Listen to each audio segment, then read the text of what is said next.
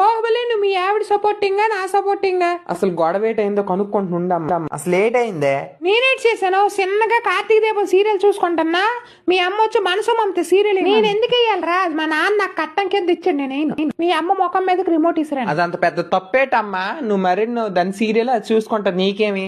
మా ఆవిడ ఏటంత తప్పు చేస్తుందని ఎంత గొడవ పెడతాను. ఏముంది ఇచ్చిందిరా నీకు అది? వాళ్ళమ్మ నా కొడుకు నా మాట వెనకంటాడు. పెళ్ళైన 2 నెలలకే నీ పిల్లం నీకు బెల్లం అయిపోయింది, ఈ తల్లి నీకు అల్లం అయిపోయిందా? అంతేలే, నీకు ఈ మధ్య జీతం పెరిగిందట, ఇంట్లో చెప్పలేదు కనీసం. మీ ఆవిడకి నెక్లెస్ కూడా కొన్నావట, ఈ మధ్య ఇంటికి డబ్బులు కూడా ఇవ్వట్లేదమ్మా.